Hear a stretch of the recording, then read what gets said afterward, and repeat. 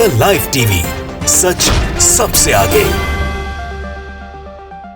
दोस्तों, कर्नाटक में बीजेपी के नेताओं को, कार्यकर्ताओं को एक तरह से बहुत ज्यादा मिर्च लगी हुई है। इस वक्त बहुत तिलमिला उठे हैं क्योंकि बीजेपी की सरकार जैसे ही पिछले महीने बाहर हुई थी और कांग्रेस की सरकार बनी थी, तभी डीके शिव कुमार जी ने एक बात स्पष्ट कर दी थी कि जितने भी कानून बीजेपी की सरकार ने लोगों को बांटने के लिए लाने का काम किया है, उनको रद्द किया जाएगा या उन पर विचार करके संशोधन लाया जाएगा उसमें। और अब इसी कड़ी में पहली चीज जो की है वो धर्मांतरण का जो कानून बनाया था, एंटी कन्वर्जन लॉ, बीजेपी की सरकार ने, बम्बई सरकार ने पिछले साल, जिसमें टारगेट करके जबरदस्ती लोगों को झूठे केसेस के अंदर फंसा के 10-10 साल के लिए जेल में डालने की कोशिशें की गई। अब उस कानून को रद्द कर दिया है। पहले से जो कानून मौजूद होगा फोर्सफुल कन्वर्जन का, वो लागू रहेगा, लेकिन ये एडिशनल कानून जो लाया गया था उसके ऊपर कैंची चला दी सिद्धरामैया जी की सरकार ने।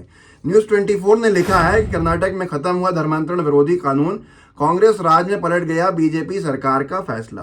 पहले मैं एक बात बहुत स्पष्ट कर देता हूं, हर राज्य के अंदर और केंद्रीय शासन के अंदर दोनों जगह पे बहुत सख्त कानून है जो कांग्रेस की सरकारों के अंदर बनाए गए या संविधान जो सभा थी उसमें बनाए गए।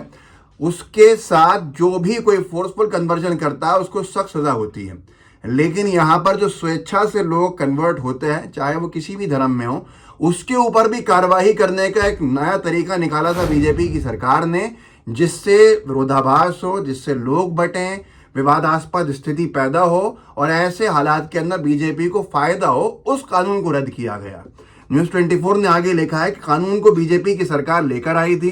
चर्चा है कि इसके बाद गौहत्या निरोधक कानून के सख्त प्रावधानों को भी कांग्रेस सरकार कमजोर कर सकती है। सिद्धरामैया कैबिनेट मीटिंग में यह फैसला लिया गया है। मीटिंग में आरएसएस के संस्थापक रहे केशव बलिराम हेडगेवार को स्कूली किताबों के सिलेबस से हटा दिया। अच्छी बात, हटा दिया। गांधी जी को पढ़ाया जाए, संविधान पढ़ाया जाए।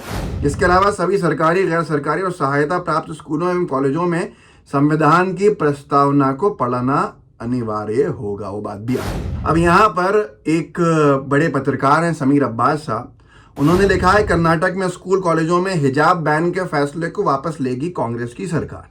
ये इनके सोर्सेज ने इनको बताया है। जैसा भी है, और कांग्रेस ने स्पष्ट कर दिया है कि जो भी विरोधाभासी कानून है, विवादास्पद कानून लाए गए हैं, उनके ऊपर विचार करके खत्म करना या संशोधन करने का काम कांग्रेस की सरकार करेगी। पहले आप एक चीज को समझ लीजिए।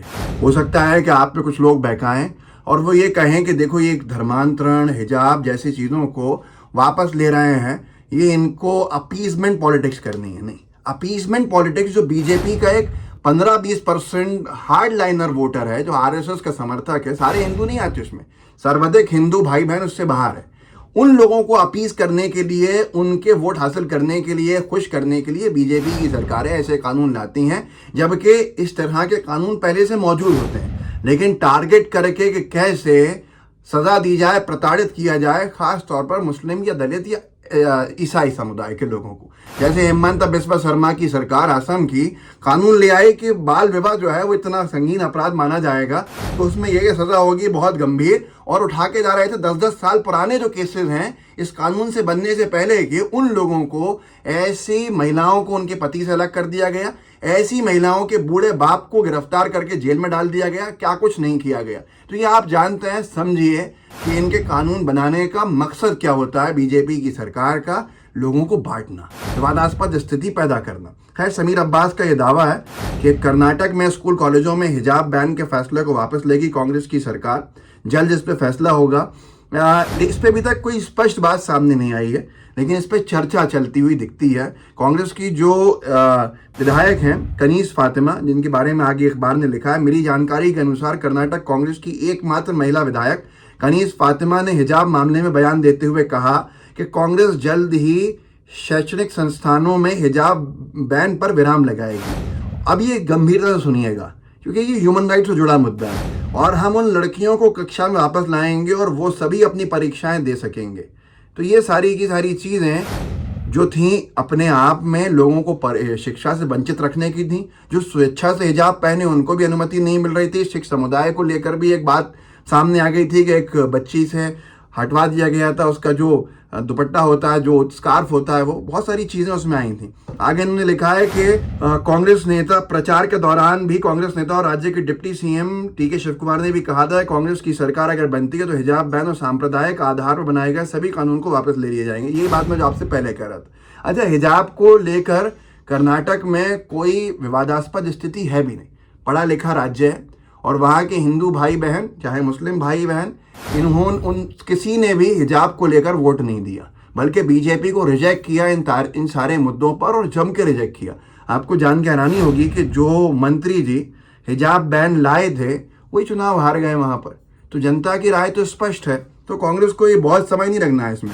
जॉर्नो मेरर ने लिखा था कर्नाटक में हिजाब पर बैन लगाने वाले बीजेपी नेता एवं शिक्षा मंत्री बीसी नागेश विधानसभा चुनाव हार गए।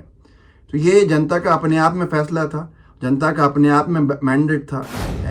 ऐसा करना कि हिजाब के नाम पर राजनीति चमकाने के लिए उन मासूम बच्चियों को ज़बरदस्ती परीक्षा से वंचित कर देना कि उनका सिर्फ एक ही बात थी कि हम हिजाब नहीं हटा सकते। जो हिजाब हटाने वाली थी उन्होंने हिजाब हटा दिया था, लेकिन जो कुछ बची थी महिलाएं, बच्चियां, जिन्होंने कहा कि हम स्वेच्छा से पहनते हैं हिजाब, हम नहीं हटाएंगे, परीक्षा छोड़ना पड़ा उनको। और फिर सत्ता परिवर्तन होता है और वो एक उम्मीद के साथ बैठी हैं वहां पर कि अब राज्य के अंदर सारी चीजें स्वतंत्रता मिलने का काम की तरफ बढ़ेंगी और चीजें परिवर्तित होंगी। बीजेपी के नेताओं को बड़ी तकलीफ हो रही है। अब भाई 2 साल तक तो सांप्रदायिकता के आधार पर ही कानून बनाए गए, और ये जो धर्मांतरण को लेकर, फोर्सफुल कन्वर्जन को लेकर कानून बनाया गया था, जिसका दुरुपयोग बीजेपी की सरकार में हुआ, ये कानून बीजेपी की सरकार पारित नहीं करा पाई थी, क्योंकि वहाँ एमएलसी से भी जो लेजिस्लेटिव काउंसिल उससे ही पारित कराना पड़ता है, वहाँ उनका बहुमत था नहीं। तो ये अध्यादेश के ऑर्डिनेंस के थ्रू लेकर आए थे ऐसे कानून को, और ज़बरदस्ती इसको कानून को थोपने का काम किया था। तो ये बड़ा विषय है। अब आने वाले समय में क्या होगा बीजेपी के नेताओं का, उनकी राजनीति कितनी बचेगी, क्योंकि कर्नाटक तो बहुत स्पष्ट कर चुका है। अब तो बीजेपी के नेताओं को चिंता हो रही है हिंदी पट्टी में एक बार फिर से चुनाव हारने की, जो बीजेपी के लिए सबसे बड़ा सेटबैक था 2018 में, और एक बार फिर से ऐसा ही लग रहा है। हिंदी पट्टी भी और दक्षिण भारत का एकमात्र राज्य जो चुनाव में जा रहा है तेलंगाना, जिससे बहुत उम्मीदें लगा के बीजेपी के नेता बैठे थे, वहाँ भी बीजेपी के लिए सब कुछ अच्छा है नहीं। ध्रुवीकरण के मुद्दे को जितना कर्नाटक में बीजेपी विपक्ष के तौर पर उठाएगी, उतना नुकसान बीजेपी को तेलंगाना में होना बहुत स्वाभाविक है। तो इस वीडियो को आगे बढ़ाइएगा, लोगों को आप जागरूक कर सकते हैं, कीजिए। व्हाट्सएप ग्रुप्स होंगे उनमें शेयर कीजिएगा इस वीडियो के लिंक को। जितने सोशल मीडिया के आपके प्लेटफॉर्म्स हैं आप उनमें शेयर कर सकते हैं। लाइव टीवी को आप हमारे सब्सक्राइब भी करिए, लोगों से भी कहिए कि वो भी करें। बेल आइकन भी दबाइए ताकि ज़्यादा से ज़्यादा लोगों तक जो हम कंटेंट बनाते हैं वो पहुंच सके और लोगों में जागरूकता बढ़ सके। जय हिंद, जय भारत। द लाइव टीवी, सच सबसे आगे।